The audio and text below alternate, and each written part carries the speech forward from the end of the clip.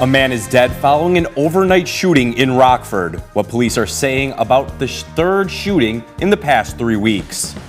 The new owners of the former Rockford Memorial Hospital campus host a public meeting, their vision for the future of the site. And showing off science, the annual fest at Northern Illinois University, putting STEM on full display. Live from WTVO 17, this is Eyewitness News at 10. Good evening, I'm Blake Dietz. Thanks for joining us this evening. Tonight, a 28-year-old man is dead and a 23-year-old man is in jail after an overnight shooting in Rockford. We told you about this shooting on Eyewitness News in the morning. Rockford police say a man had been shot in the 1200 block of Milford Avenue around 11:53 p.m. last night. After arriving at the scene, officers say they located the 28-year-old victim suffering from multiple gunshot wounds. He was transported to a local hospital where he later died. Police identified the suspect as 23-year-old Cameron Lemon. He was taken into custody and faces charges of first-degree murder and aggravated battery with a firearm. Now, the identity of the victim has not yet been released. We'll bring you any further information as it becomes available. The owners of Kingdom Authority Church host their first public meeting since purchasing the former Rockford Memorial Hospital campus. They announced plans. It's titled Unity in the Community Development Center. The hospital had been operated by Mercy Health until the healthcare system closed the Rockton campus in July. On September 3rd, Melvin and Sheila Brown, who are pastors of Kingdom Authority Church, signed a purchase agreement for the property. The sale triggered mixed response from Rockford officials. Mayor Tom McNamara said, quote, "Dumping the property to an individual/organization without the resources, plan, or capacity to follow through would almost certainly leave the building vacant," end quote. Sheila Brown had this to say about their future. This is our vision. Again, we want to serve the community. We want to bring resources. We want to meet the needs of those that, whatever needs that they might have, to let us commit to lifting up each other, supporting one another, and working hand in hand to turn our vision into reality. Together, we can make a lasting impact. The Browns say they are looking to create, quote, "a network of dynamic development hubs that provide essential resources, innovative programs, and holistic support." One of the largest youth basketball camps in America kicked off in Rockford today. Nike Phenom America is hosting its 2025 America Midwest Camp this weekend at the UW Health Sports Factory. Boys from 6th to 12th grade are competing in the camp. A couple top-ranked high school players provided some learning opportunities as well. Nike Phenom has helped more than 250 players get to the NBA and WNBA since its inception in 2002. One camp affiliate says one of the best ways for local talent to achieve their dreams is to start right here with one of these camps. It has a history of creating and developing great athletes. So it is so important for these kids to get touched at an early age, have an evaluation, like an honest evaluation about where they are, things that they can work on and grow on. And the skill development is second to none here. You're talking about high-level skill development training throughout the camp, as well as live games and an opportunity to showcase their skill and development. The camp is expected to generate an estimated $155,000 in economic impact for the Rockford area. A Pecatonica staple returned for the 44th time. If you're looking for gifts, antiques, art, furniture, and plenty more, well, the semi-annual Peck Thing is for you. Over 500 vendors are at the Winnebago County Fairgrounds this weekend. A $5 entry fee is required at the gate. One vendor says that it's a great way to support people who are often doing what they love and helps them get by.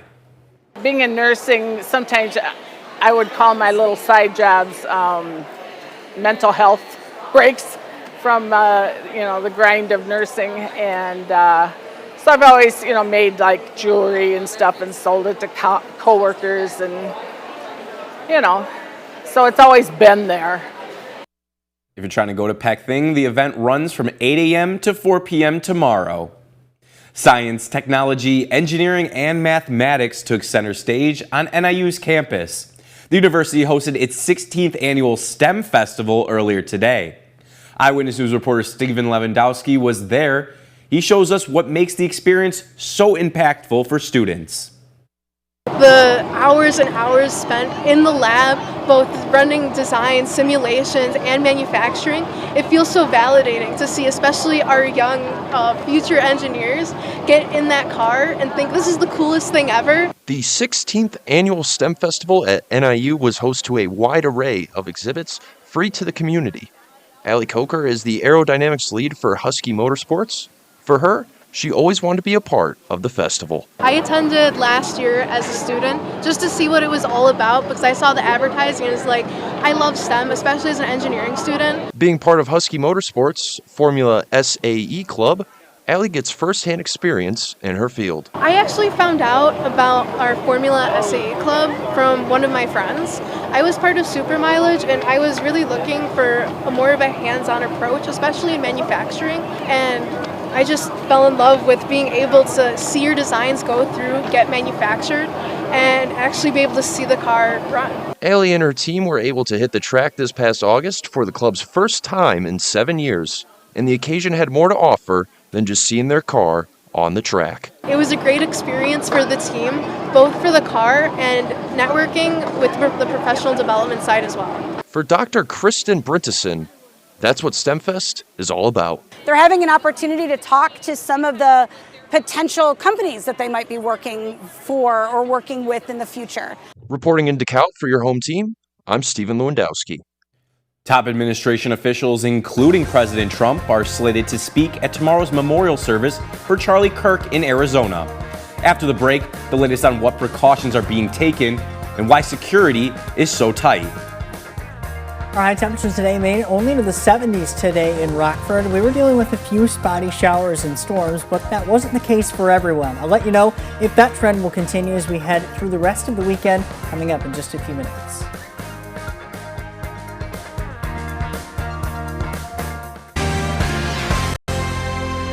Top officials, including President Trump himself, are slated to speak at tomorrow's memorial service for Charlie Kirk in Arizona. The event is getting the highest security designation. Here's ABC's Christine Cordero with the details from Washington. The public memorial for conservative activist Charlie Kirk will be held tomorrow afternoon with an expected overflow crowd and extremely tight security. I think it's important to host because people want to mourn. They want to mourn for Erica and her children. They want to mourn for Charlie.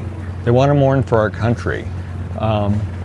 They want to mourn for this attack on our First Amendment right. Tens of thousands of supporters are expected to pack State Farm Stadium in Glendale, Arizona to hear speeches from President Trump, members of the administration, and Kirk's family. I guess I'll say a few words. I don't know, but I guess I will. But I knew him very well. He was an amazing guy. The event is open to the public. Organizers say attendees can expect TSA-level security. No bags will be allowed in the stadium. Tensions have been running high since Kirk was assassinated on September 10th while speaking at Utah Valley University. Outside the Phoenix offices of Turning Point USA, the organization Kirk founded, people have been leaving flowers and notes since his death. But on Wednesday, police say a man left a backpack near a news crew. The bomb squad responding before declaring the scene safe. The Secret Service tells ABC News late last night it detained a man who said he was a law enforcement officer and armed. Officials say the suspect, Joshua Runkles, was taken into custody on charges of impersonating an officer and bringing a gun to a prohibited area. He was released on bond. Federal law enforcement agencies say they are tracking several threats of unknown credibility against people planning to attend the memorial, according to a new assessment obtained by ABC News. Law enforcement says they're ready. Our officers and personnel are very well prepared. We're always going to be vigilant and ready to go. The stadium has a capacity of about 63,000. Local officials say they wouldn't be surprised if more than 100,000 people gather for the memorial. Christine Cordero, ABC News, Washington. Well, we had a little bit of rain, and it was a welcome sight as drought conditions were popping up across Illinois. After the break, meteorologist Jordan Wolf will join us to see what we can expect in the week ahead. His forecast is coming up next.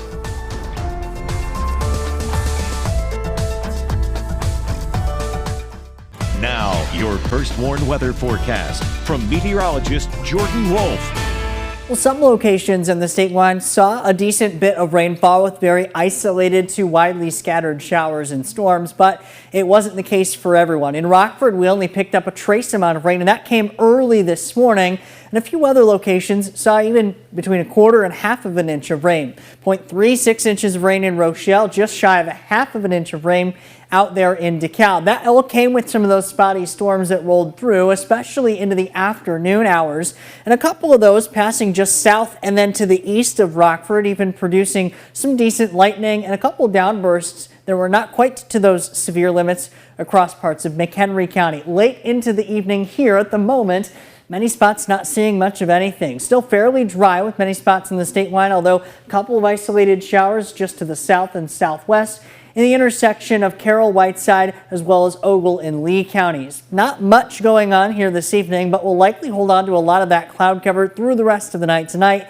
and that'll keep our temperature relatively propped up compared to where we had been if we had a clear sky. We're looking at a fairly dry picture with our Mercy Health SkyTrack camera out in Beloit, Wisconsin. Temperature-wise, we've already seen those numbers dip into the 60s. 67 in Rockford, 64 in Rochelle, DeKalb, Woodstock, Poplar Grove, and in Janesville, 62 in Harvard, 67 down in Sterling. Weather watcher Terry out in Genoa reporting a temperature of 65 degrees, a dew point of 62, and an easterly wind at about 3 miles per hour. Through the rest of the night tonight, the temperature really doesn't drop much further from where we are now because of where our dew point is located, likely in the low 60s. So that's the cap for our overnight low, down to 62. There is a chance for a few passing showers and possibly a rumble or two of thunder as well, but likely not in the way of any widespread or even heavy storms like what we saw for some spots earlier. 76 is where we rebound to for tomorrow. I do think most of the day may end up staying dry, but toward the second half of the day, afternoon and into the evening,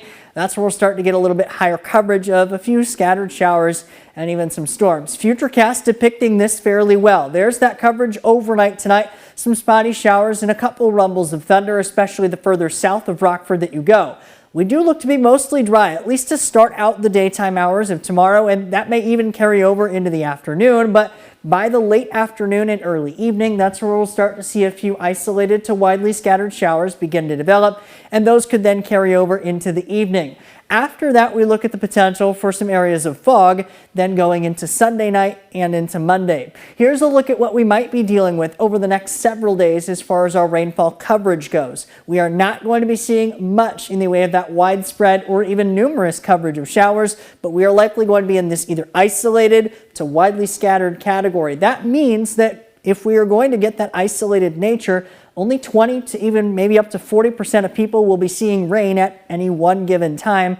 And that, in result, leads to either 60 or 80% of people staying dry at any one given time. And that's likely what we're going to see, repeated rounds of those isolated to widely scattered showers through the week. One thing that we will have to keep an eye on is the merger or the phasing of two very weak weather systems as we head into the middle of the week. Where exactly they merge and how strong they end up will then determine where our rainfall coverage ends up for the second half of the week. We do look to be a little bit on the cooler side, so temperatures will start to drop back down closer to average in the low 70s. Still isolated storms possible for Sunday and for Monday, but a little bit less in coverage than what we saw today. Best chances, I think, arrive between Monday, Tuesday, and Wednesday, and then our temperatures still holding on to near average, if not slightly below that, as we head through the end of the week. We could still use some rain. Thank you, Jordan. Drew's in next with sports. We have some Nick 10 football after the break and some 8-man football as well. Stay with us. Now sports with Drew Collins. Today we had some more Saturday Nick 10 football. The Auburn Knights hosted the Freeport Pretzels. The Pretzels have started the season 2-1. The Knights are winless. Starting with Auburn, Daniel Ballard hands it off to Gavin Sanders, and he makes some magic happen. Quick feet eats, and G5 grabs his Saturday lunch. But the Pretzels' offense was incredible today. Junior QB Thomas Olson has a great arm. He throws a moon ball right at my camera. Caden Mullins has the catch, the juke, and the score. Freeport has some speed. Mullins is back, and he will once again find the end zone. Nobody could hang with Mr. Mullins. And if it's not broke, don't fix it. Freeport runs the same play, and Cade Mullins has the same result. Xavier Lindy gets behind the center for the Knights, and check out the poise. Throw on the run. And he has Tyler Woods for the 75-yard TD. Freeport goes back to the end around, but this time from 92 yards away. And it works. Denarius Epps always finding a way to make his name heard. He sprints all the way the entire field. Freeport leads 28-14. And let's cap it off with the most impressive play of the entire week. Look at the beautiful spiral right in the breadbasket. Olsen to Davion Douglas for another massive Pretzels TD. Freeport cruises to a 50-28 win.